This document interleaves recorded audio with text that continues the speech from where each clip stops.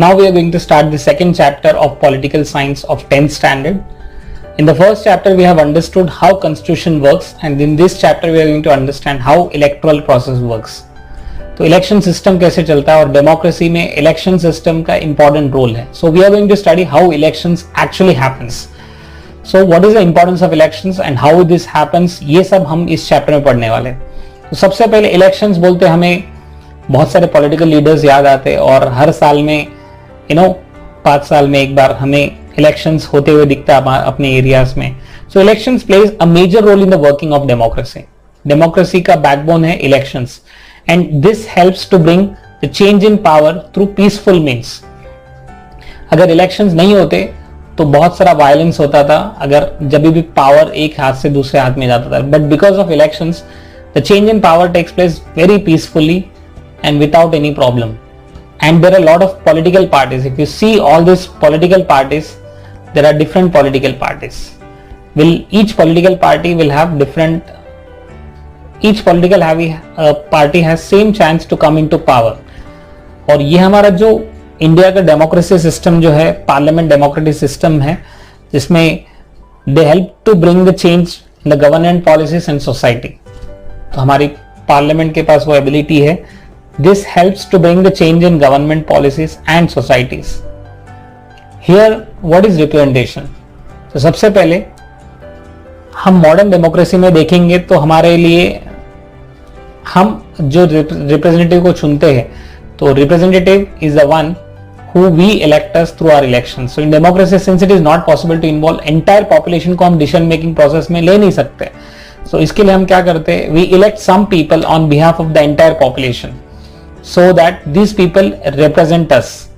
The representatives who form the government are expected to be responsible to the people and give preference to the welfare of the people. तो जो हम representative को चुनते हैं, they work for us and they serve for us. The Constitution of India has made the provision for an independent election commission. तो हमारा जो Constitution है, हमें special rights दिया है. We have an independent election commission to administer the electoral process of India. तो India में erectile process जो है, वो इलेक्ट्रल प्रोसेस इस तरह से बनाया है that it is going to help us. The Constitution of India has made the provision for an independent election commission. एक independent election commission रखा है so that this independent election commission help us to understand how this election process is going on.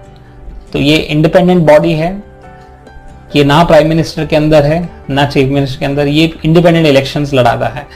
Article 324 of the Indian constitution has established that election commission as an independent autonomous body. ये किसी के under में काम नहीं करता है. Election commission ensures that the electoral process is free, fair and reliable. तो election commission का मेन ड्यूटी है फ्री एंड फेयर इलेक्शंस हो जाए. And Election Commission of India and the state level election commissions conduct all important elections in the country. तो state level में भी रहता है और एक central level में भी रहता है. They conduct all the elections. The role includes the entire process right from the declaring date of elections to declaring date of results. तो date of elections से लेकर results तक हर चीज election commissions के कंट्रोल में रहता है. अगर आप देखते हो न्यूज में, तो न्यूज में आपको हर बार ऐसे दिखता है कि बीजेपी के कितने वोट्स है, कांग्रेस और अदर्स के कितने वोट्स है. तो इस तरह से वो हर चीज को वो बताते हैं और ये इलेक्शन कमीशन के हाथ में रहता है. Election commission consist of one chief election commissioner and 2 other commissioners. Main chief election commissioner होता है और उनके नीचे 2 अदर कमिश्नर्स होते हैं. The president of India appoints this election commissioner. इनको प्रेसिडेंट ऑफ इंडिया अपॉइंट करता है चीफ इलेक्शन कमिश्नर को. Chief election commissioner can not be removed from his post just on account of any political reasons. This is to preserve the independence of election commission. और इनको कोई निकाल नहीं सकते just for any political reasons की वजह से, so that they will get an independent authority. The Constitution preserves the independence of the election commission. A independent bodies है. The election commission does not have a separate staff, so they will be using the government officers, teachers and other employees help them to execute the process of elections. तो सारे government employees को वो help लेते so that election process को complete करने के लिए. Mr. Sukumar Sen was the first chief election commissioner after independence. He was the first chief election commissioner. का नाम याद रखिए, Mr. Sukumar Sen. Mr. Sen efficiently handled the responsibilities of the election commission in extremely adverse conditions. बहुत difficult situation में भी उन्होंने elections को conduct किया and he was the first chief election commissioner after the independence. He was given the charge of election commissioner in 1950. He efficiently handled the responsibility even after adverse condition, क्योंकि उस वक्त conditions इतने suitable नहीं रहते, but फिर भी he conducted the elections very well.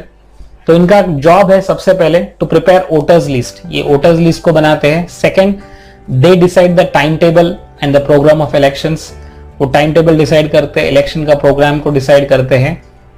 And they scrutinise the applications of candidates के applications को स्क्रूटिनाइज करते हैं वो लोग, वोटर्स लिस्ट बनाने से लेकर टाइम टेबल डिसाइड करने से लेकर एप्लीकेट्स के स्क्रूटिनाइज करने से लेकर. They recognize to give recognition to political parties को रिकॉग्निशन देते हैं. Resolve any disputes related to elections. तो ये सारे काम जो है इलेक्शन कमीशन के कंट्रोल में रहता है. वोटर लिस्ट बनाने से लेकर रिजल्ट तक पहला काम है टू प्रिपेयर वोटर लिस्ट. तो ये 18 साल के ऊपर वाले जितने भी लोग रहते हैं उनके वोटर लिस्ट बनाते हैं सबसे पहले. To exercise this right the citizens name must be there in the voters list. तो वोटर लिस्ट बनाते हैं city wise and then update the existing voter list. कुछ इंक्लूड करते हैं, कुछ एक्सक्लूड करते हैं, ओके, और उनको उनके आइडेंटिटी कार्ड देते हैं जिसको वोटर आईडी कहते हैं. And they decide the time table and programme of elections. Complete एक डिटेल बताते हैं कि कौन से डिस्ट्रिक्ट में, कौन से स्टेट में कब कैसे इलेक्शंस होने वाले हैं, वो डिटेल्स बताते हैं. And apart from that they decide when to conduct elections and in how many stages they need to conduct elections. ये सब डिसाइड करते हैं कितने स्टेजेस में कंडक्ट करना है. And they scrutinise the applications of candidates. Her candidate के applications को स्क्रूटिनाइज करते हैं so that if they have any criminal background or any improper data तो उनको निकालते. to scrutinize all the applications of candidates and allow the eligible candidates to contest elections. And every political party selects its candidates to contest elections. Her political party भी अपने candidate को select करता है. Some candidates may contest independently without support of any political parties, but all candidates will fill the applications to contest the elections. सबसे पहले वो elections contest करने के लिए वो form भरते हैं and they give recognition to political parties. Her political party को recognition देते हैं. To give recognition to new political parties, this so happens because India has a multiple party system. तो multiple party system है, इसके लिए हमें हर political party को recognition देना पड़ता है. And new parties continue to be formed. The split in the parties may also result in the formation of new parties. जैसे शिवसेना जैसे split हो गया तो Raj Thackeray had come up with a new party called as MNS. So इस तरह से हर party के अंदर जब स्प्लिट होता है तो एक नया पार्टी एस्टैब्लिश होने का चांस होता है. So the right to derecognize any political party, they have right, election commission has right to derecognize any political party if they cross the system. And to contest elections every political party is given with a particular symbol और उस symbol के साथ वो contest करते हैं elections को. And to resolve any disputes related to elections, अगर election के टाइम पे कोई भी डिस्प्यूट होता है तो it is solved by with the help of election commission to declare the candidate as disqualified on the grounds of adopting illegal means of contesting.